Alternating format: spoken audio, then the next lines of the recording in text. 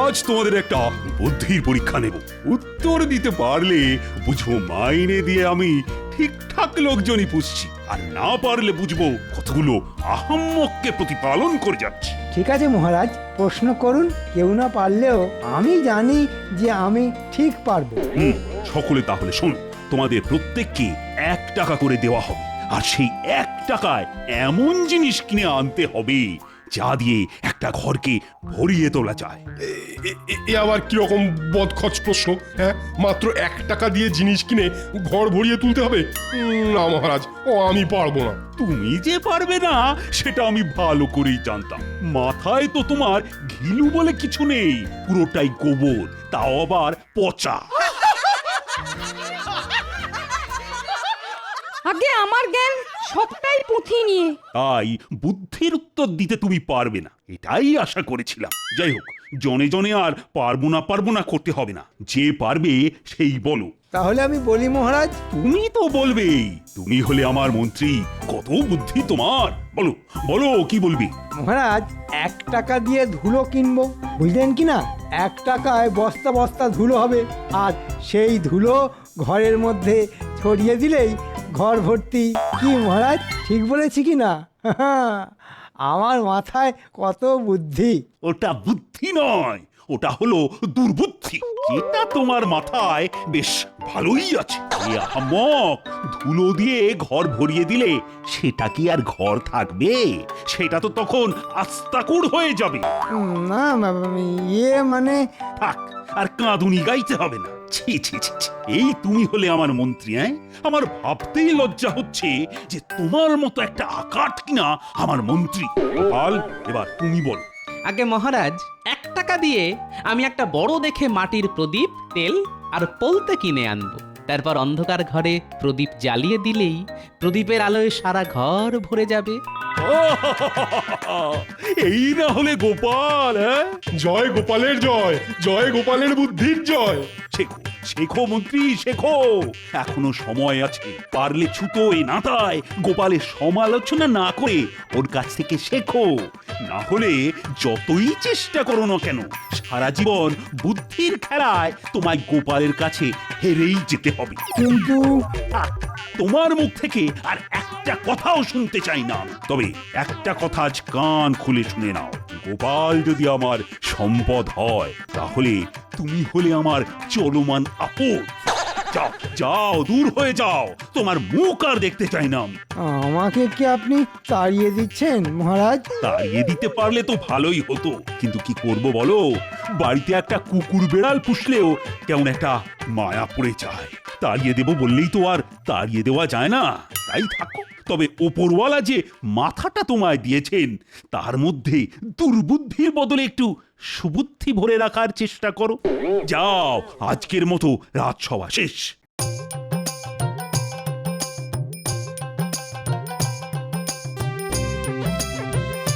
গোপাল গোপাল গোপাল, গোপাল যেন ভগবান, আর আমাকে কি না কুকুর বেড়ালের সাথে তুলনা করা।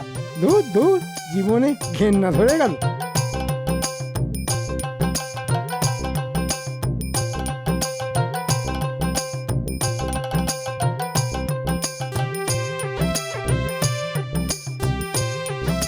পুটিন মা, বলি ও পুটিন মা, পুটিন মা। উমা, দিদি, কি সৌভাগ্য আমার! আমার বাড়িতে দিদির পায়ের ধুলো পড়লো। এসো এসো, ভেতরে এসো। এই পথ দিয়ে যাচ্ছিলাম, ভাবলাম তোমার সাথে একটু গল্প করে যাই। খুব ভালো করেছো দিদি। এসো এসো, ঘরে এসো।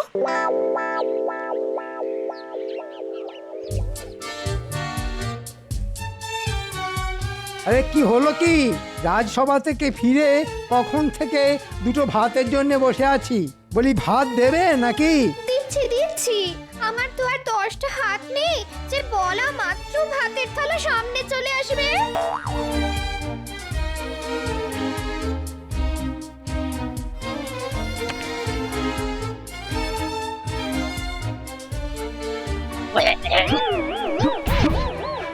এটা কি হয়েছে? এটা কি ডাল না নুন ছাড়া ফ্যান? আর এটা কি তরকারি না গরুর জাবনা? অমন করে চেঁচাচ্ছ কেন? না চেঁচাবে না, জঘন্য রান্নার জন্যে না চেঁচিয়ে তোমায় মাথায় তুলে নাচবে। কেউ বলেনি আমার মাথায় তুলে নাচতে। দেখো, মুখে মুখে তর্ক করো না, আমার মন মেজাজ কিন্তু ভালো নেই। বুঝতে পেরেছি, নিশ্চয়ই মহারাজের কাছে ধ্যাতানি খেয়ে এসেছো আর রান্নার ছুতোয় ঝাল ঝাড়ছো আমার উপর। তবে একটা কথা আজ পরিষ্কার করে বলে দিচ্ছি, কারণে অকারণে আমার উপর মেজাজ দেখালে আমিও কিন্তু ছেড়ে কথা বলবো না, বলে দিচ্ছি। কি করবে? তুমি কি করবে? কি করব? বেশি তেজ দেখালে না জম্মের মতো বাপের বাড়িতে বসিয়ে দিয়ে আসবো। কি? এত বড় কথা! এত বছর বিয়ে হয়ে যাবার পরেও উঠতে বসতে বাপের বাড়িতে বসিয়ে আসার ভয় দেখানো? ঠিক আছে, তোমায় আর কষ্ট করে বসিয়ে দিয়ে আসতে হবে না, আমি নিজেই চলে যাব। হ্যাঁ হ্যাঁ, কত যাবে আমার জানা আছে। বলি, এমন সুখ আর পাবে কোথায়? তোমার সুখ নিয়ে তুমি থাকো, আমি চললাম। হ্যাঁ হ্যাঁ, যাও যাও, তবে আর কখনো যদি ফিরে আসো না তাহলে মুখের ওপর দরজা বন্ধ করে দেব। তোমার মতো লোকের সংসার করতে না আর জীবনেও ফিরে আসবো না, জীবনেও না।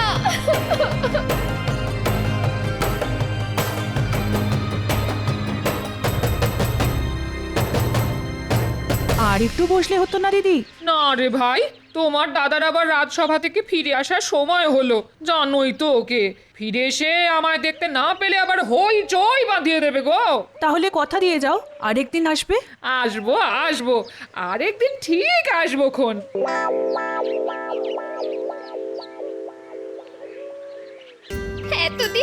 এতদিন সংসার করার এই পুরস্কার, একটু স্নেহ ভালোবাসা তো নেই, উল্টে উঠতে বসতে দাঁত খিঁচুনি আর গঞ্জনা। দূর দূর দূর, জীবনটা কয়লা হয়ে গেল। আরে মন্ত্রীমশাইয়ের বউ না? কি ব্যাপার দিদি, এই রোদের মধ্যে কোথায় যাচ্ছ? ঠিক আছে, না বলতে চাইলে বলো না। না না, বলবো না কেন, আমি বাপের বাড়ি যাচ্ছি। বাপের বাড়ি যাচ্ছ? ও মা, সে তো খুব ভালো কথা গো। তা পায়ে হেঁটে কেন? গরুর গাড়ি কিংবা পালকি কই?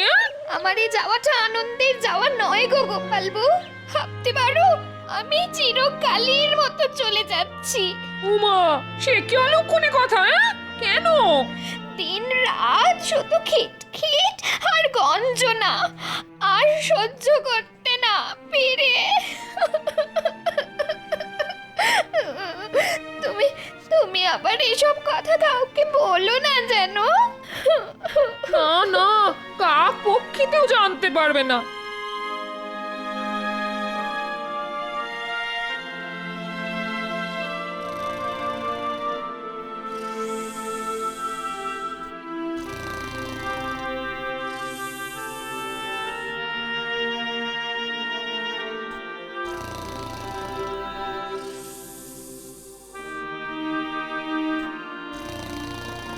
ওই দেখেছো, রাজসভা থেকে ফিরে এসে কেমন নাক ডাকিয়ে ঘুম হচ্ছে। ওহ, যেমন খাওয়া তেমন ঘুম। এই ওঠো বলছি, ওঠো ওঠো ওঠো। এই, কি হলো কি? হ্যাঁ, ঠেলা মারছো কেন? কথা আছে। কি কথা? মন্ত্রীমশাইয়ের বউ আজ গৃহত্যাগ করেছে। হ্যাঁ, দেহত্যাগ করছে? সে কি, কখন, কি করে? আচ্ছা, ঘুমিয়ে ঘুমিয়ে কি কানের মাথাও খেয়ে ফেলেছ নাকি? দেহত্যাগ আবার বললাম কখন? বললাম গৃহত্যাগ, গৃহত্যাগ। ও তাই বলো। তাই সংবাদটা কোথা থেকে পেলে? আরে পুঁটিদের বাড়ি গেছিলাম না, আসার পথে মন্ত্রীর বউয়ের সাথে দেখা। পায়ে হেঁটে বাপের বাড়ি যাচ্ছে গো। জিজ্ঞেস করতে বললো মন্ত্রী মশাইয়ের খিটখিট আর গঞ্জনার জন্য চিরকালের মতো চলে যাচ্ছে। বুঝতে পেরেছি, মন্ত্রীর আজ মাথা গরম, তাই হয়তো যত মেজাজ সব বউয়ের উপর দেখিয়েছে। মেজাজ গরমের কারণ কি শুনি? সে আর বলো না, মহারাজ যে আজ আচ্ছা করে করকে দিয়েছেন ওকে। যাকে যাক, এসব কথা আবার পাঁচ কান করো না জানো। না না, পাঁচ কান করতে যাব কেন? শুধু তোমাকেই যা বলার বললাম। হ্যাঁ ঠিক আছে ঠিক আছে, এখন যাও দেখি, গিয়ে তেল কাঁচা লঙ্কা দিয়ে 4টি মুড়ি মেখে আনো তো দেখি, বড্ড খিদে পেয়েছে বুঝলে।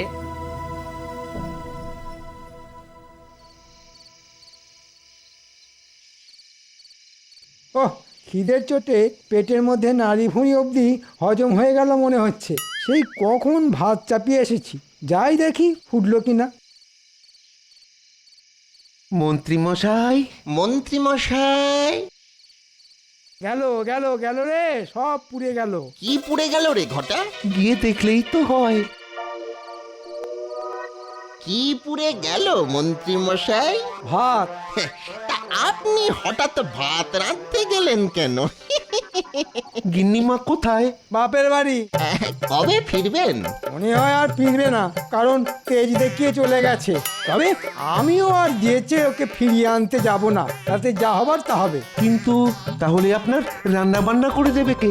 সেটাই একটা বড় সমস্যা। আমি যে ঘর কন্যার কাজ কিছুই জানি না। ভাতগুলো কিভাবে পুড়ে গেছে দেখ। তাহলে কি খাবেন? ওই মুড়ি টুড়ি চিবিয়ে থাকতে হবে।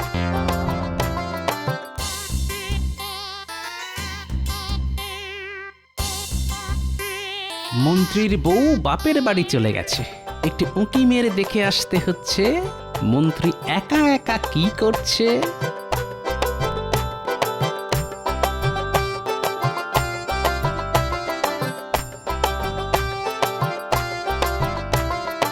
আমি বলি কি, গিন্নিমা যদি সত্যি সত্যি ফিরে না আসেন তাহলে আপনি একটা বিয়ে করে ফেলুন।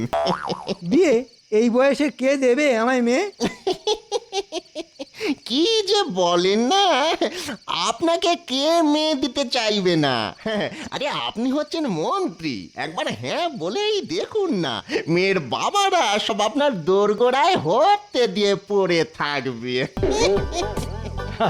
বলছিস? বলছি মানে একেবারে কাজে করে দেখিয়ে দিতে পারি। তাহলে দেখ একটা মেয়ে, একবার যদি বিয়েটা করে ফেলতে পারি না, তাহলে আচ্ছা করে তোদের গিন্নিমার মুখে ধামা ঘষে দেওয়া যাবে।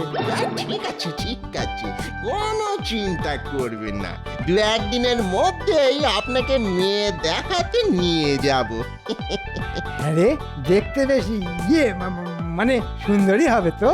একেবারে ডানা কাটা পলি। আহা, তোরা কি ভালো রে, ওপরওয়ালা যেন ঠিক সময়ে তোদের পাঠিয়ে দিলেন। তাহলে এই সব যুক্তি হচ্ছে, একটা বউ যেতে না যেতেই আরেকটা বিয়ে করার মতলব। ঠিক আছে মন্ত্রী, তোমার দ্বিতীয়বার বিয়ে আমি দেব।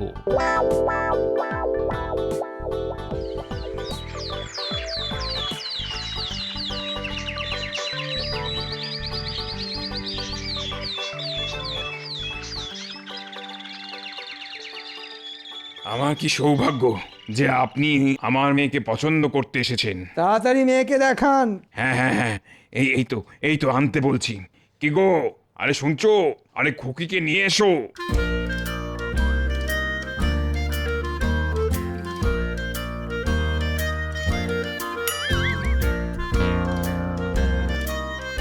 তা কেমন দেখলেন আমার মেয়েকে?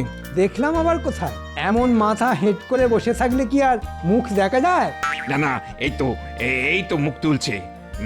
মা, খুকি, আরে মুখটা একটু তোল মা। আরে আরে লজ্জার কি আছে? আজ বাদে কাল ইনিই তো তোর প্রতি দেবতা হবেন।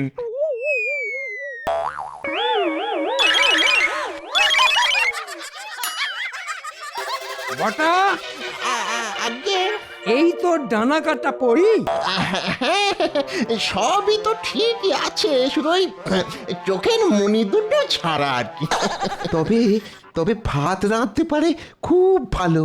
হ্যাঁ, নিকুচি করেছে তোদের রান্নার। মস্করা হচ্ছে, আমার সঙ্গে মস্করা হচ্ছে। আজ তোদের মেরেই ফেলবো। দাঁড়া দাঁড়া বলছি, দাঁড়া দাঁড়া।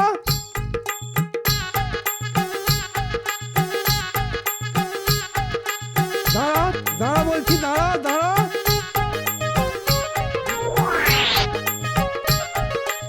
ও গোপাল দাদা, আমাদের বাঁচাও, আমাদের বাঁচাও। আরে আরে কি হয়েছে সেটা না বললে বাঁচাবো কি করে?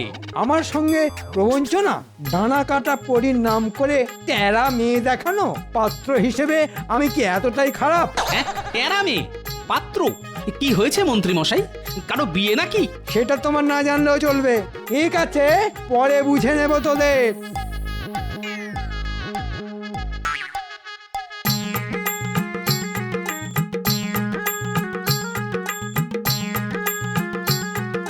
আরে বটা কি হয়েছে কি?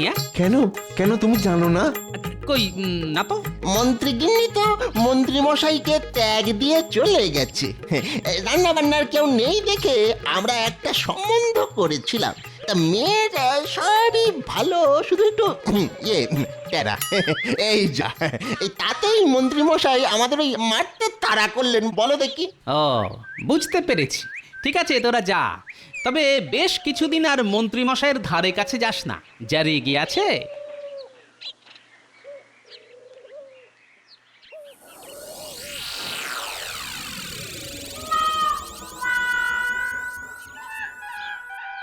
ওহ, কি পোড়া কপাল আমার। আমি এ রাজ্যের মন্ত্রী, ঘরে সোনাদানা টাকা পয়সা কোনোটারই অভাব নেই, তবুও বিকিরির মতো মুড়ি চিবোতে হচ্ছে। মন্ত্রীমশাই, ও মন্ত্রীমশাই! উফ, ঠিক এই সময় টেকোটা আবার এলো কেন? ভেতরে এসো। এগুলো দিতে এলাম, মানে আমার গিন্নি আপনার জন্য এগুলো পাঠিয়েছে। কি আছে ওতে? ওই সামান্য কিছু খাবার দাবার, ভাত, মাছের মাথা দিয়ে ডাল, রুই মাছের কালিয়া, পুঁটি মাছের টক। আমার জন্যে? কই দেখি দেখি। উই বাবা, কত খাবার!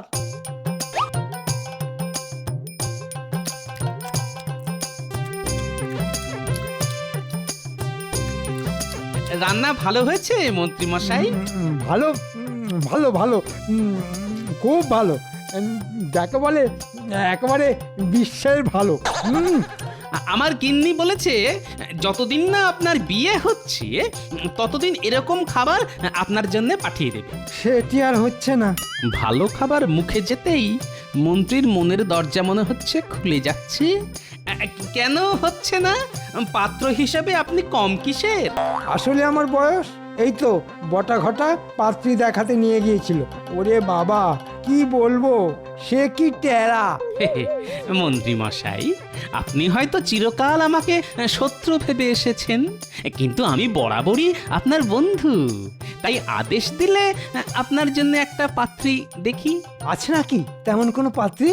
আছে মানে বুঝলেন, একটু বয়স হয়েছে বটে, তবে যেমন কাজে কর্মে তেমনি দেখতে শুনতে আপনার সঙ্গে যা মানাবে না, যাকে বলে রাজজটক। তাহলে পাত্রীর বাবার সঙ্গে কথা বলো। আগে আগে বাবা মা কেউ তো নেই, যা করার তা আমাকেই করতে হবে। এবার বলুন আপনি রাজি কিনা? এতদিন পরেও সে যখন ফিরে এলো না, তখন এ বিয়েতে আমি রাজি। তবে পরশু দিনেই খুব ভালো লগ্ন আছে, তাহলে 4 হাত এক করে দিই। আমি তাহলে আসি। ওরে বাবা, মেয়ের বিয়ে দেওয়া বলে কথা, আমার এখন কত কাজ।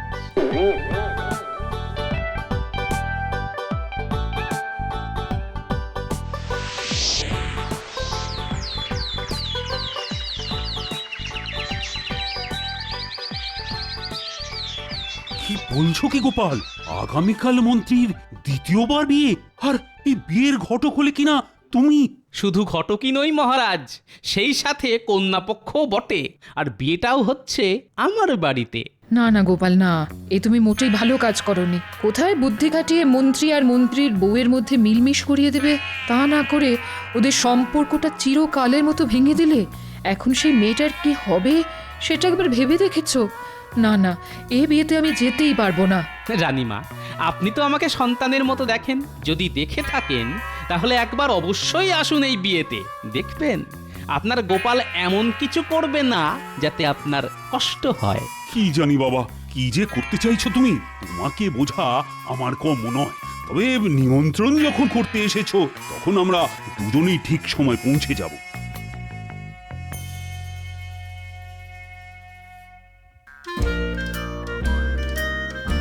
আর তো সময় নেই, এবার কন্যাকে আনা হোক। শুভ দৃষ্টির সময় সমাগত।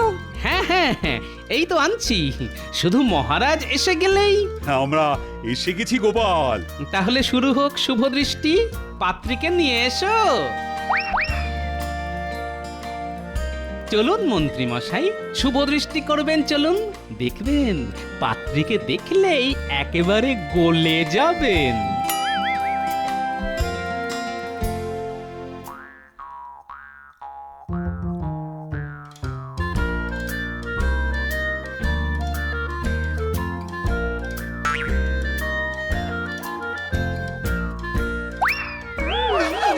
এ কি এ তো আপনার বিয়ে করা সহধর্মিনী সামান্য কটা দিন অতি সামান্য কারণে ছাড়াছাড়ি হয়েছিল, আমি আবার নতুন করে জোড়া লাগিয়ে দিলাম।